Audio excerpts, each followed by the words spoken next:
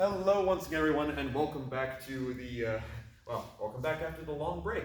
Back to getting more out of Capoferro. Joining me once again is Jacob, one of my fine Capoferroists. So today we're going to be moving on now to plate 8. So it's been a little while since we got to the series. Sorry about the delay, but I'm happy to get back into it. Should have semi-regular uploads on it for the next while. But the idea here with plate 8 is we'd already kind of talked about the basic middle line, i.e., we're here. Of course, if someone finds a sword, there's the cavazione and the attack, etc., and just dealing with the idea of not parrying, but instead attacking in countertempo. Now, plate 8 is where we talk basically about the idea of that same opportunity being taken, i.e., going to the outside line, but rather than doing thrusts, we're going to talk about the more common way of doing it with cuts. And to be fair, this advice in particular I find still holds very true in modern practice. For the most part, Rapier is pretty good about that in regards to most people do pretty much what the book says. And in this particular regard, especially if you're fighting First Blood and or people that do other single-handed swordsmanship, you are probably going to encounter these two actions. So the idea here is we are both in our normal Capoferro stance, and once again, Jake and I are a little bit closer than we'd normally be, but that's okay. I'm going to find the sword, turning my hand into quarta, note that my arm is extending and all that same stuff. Jake's first action is going to perform a cavazione to the outside and then cut a reverso at my leg with a lunge.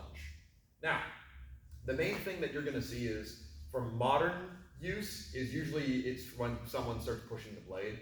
So one of the things that you will see is that people will extend their sword out, someone will over-find it. So rather than making it a simple find, they'll do what Jake did, which is push it. And this is very easy for you to use that momentum to put a nice kind of whip into this reverso. And since you're just trying to crack that thigh, most people do this very, very fast. Historically, I think there was the same for Yvain, but what allows me to escape from this is that I am not over-finding, thus giving him energy. It is that I am just extending into quarta, meaning that he is really powering his cut as he leaves this center line to cut his reverso. Now, my void here can come in several different depths. I'm going to go first with the one that we are shown, then explain how much you may need actually to void. So, what is shown is I extend in quarta, he cuts his reverso, I step back fully, and I either cut a reverso tramazzone to his arm, or alternatively I may thrust the face. In this case it is shown in secunda, but either way it'll be kind of the same idea. Now, the void here, what I am not doing is I'm not pushing off my lead foot. This is a very common mistake when it comes to making a full foot void, is that if you push off of your lead foot, your weight is going to follow you and you will now be standing basically in a reverse stance of what you were in before.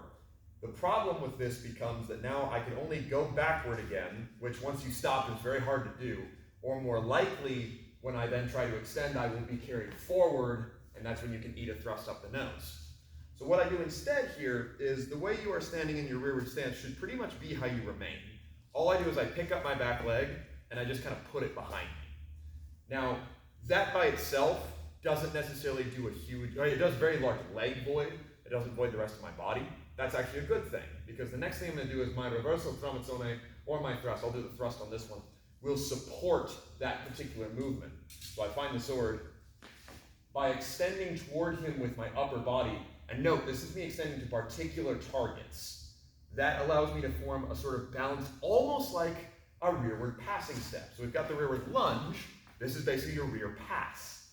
And this allows me to be very balanced and I don't have to rock forward. So if he tries to double that cut, I'm A-okay. If he tries to come up with this tip, I've got my guard in the center line. And in general, the only thing extended is still my arm.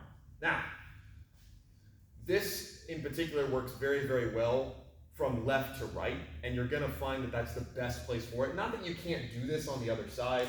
I find his sword in secunda, he goes to cut a mendrito at my leg. Not that I couldn't void back with a mendrito stramazzone that I missed, or a thrust into quarta. That absolutely still happens.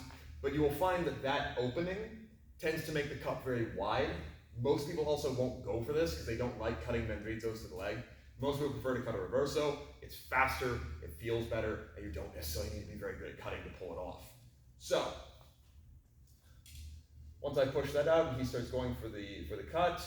As he's coming through, well, underneath. Now, note, actually, let's talk about that real quick.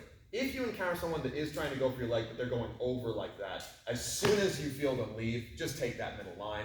At this point, I don't necessarily care about his thrust for one, his cut for one, because I've already buried this in his face. And for another, me listening to him here is just ignoring Capoferro's advice. So what I mean by that is the safer thing to do if someone were to do that would be to go ahead and still void, pull back, maybe cut the reversal strong line, maybe thrust in the face.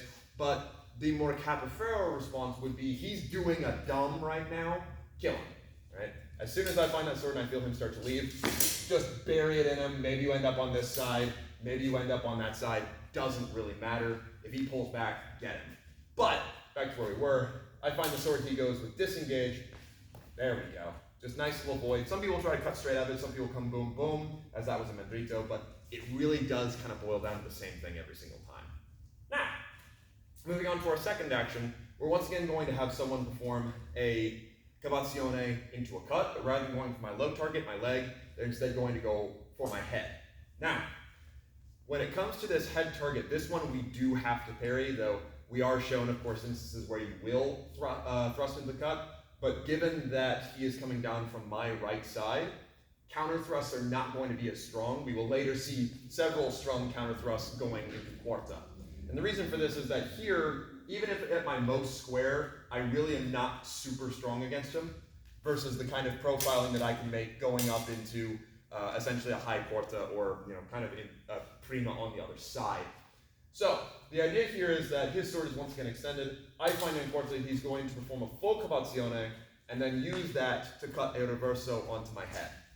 This action in particular is very common amongst people who are at close range. So if I put my tip out there and we're very tight together and he overfinds my sword, very naturally this can roll over into a full Molinello style cut.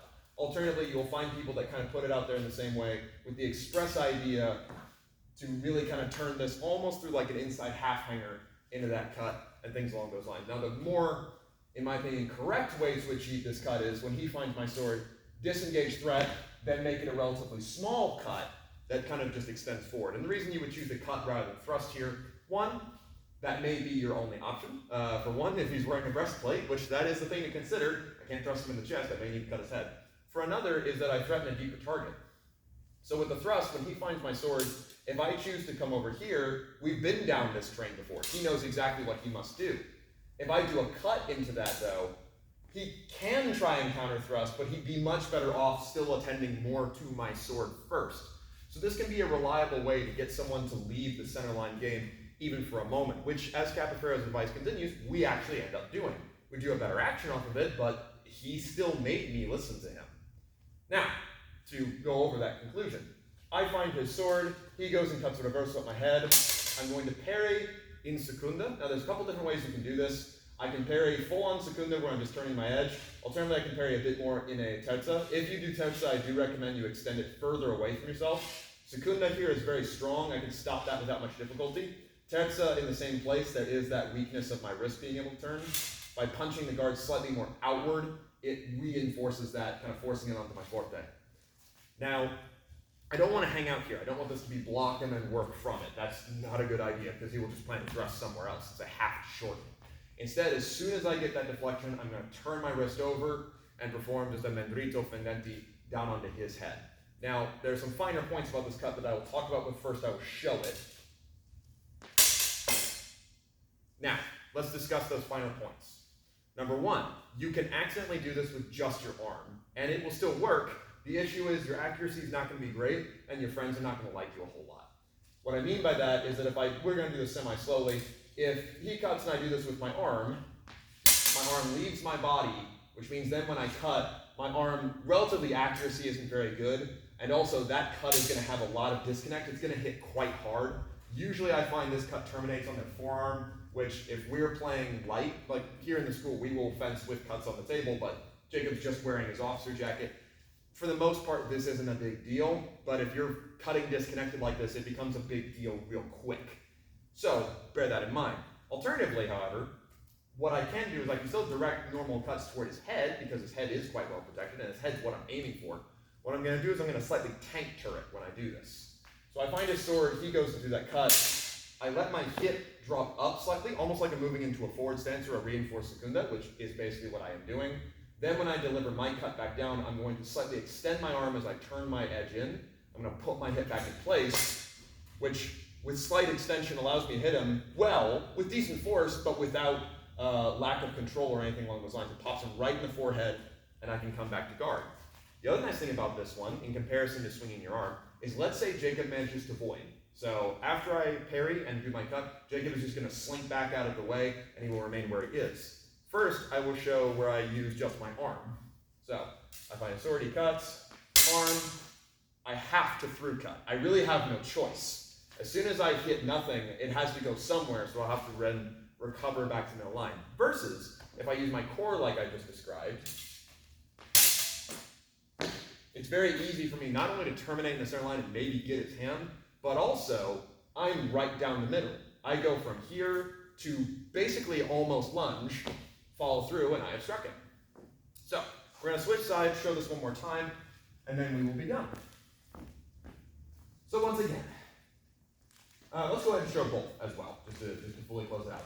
All starts off with his sword is extended. I find it in quarta. He does a cavazione and reverso to my leg. Void back with either a reverso stramazzone to the arm, or void back and perform a thrust in secunda or quarta, but secunda is going to feel more natural, into the face. A void can be bigger or smaller. The void that we are shown is the full, which will support your shape a lot better. Alternatively though, especially at greater distance, you can get away with the following. Just together will be a-okay. Just make sure your hips are able to support your upper body going forward. And then next, I'm going to find the sword. He's going to perform a reverso pendenti to my head. I parry in secunda or terza and perform a mentrito back at his head. Parry, cut. And then should he try to void his body back, because I'm using my core, I will have no difficulty following him with my points. Parry, cut, lunge. And thank you all very much for watching. So that is plate number 8 of Capoferro's Sword Alone. Next time, hopefully we can keep this to a more weekly upload schedule. Now that things have semi-calmed down, we will see. But I will try to get this out semi-regularly as we go. We'll be tackling plate number 9. So, thank you very, very much for watching. And we'll go over some other techniques another time.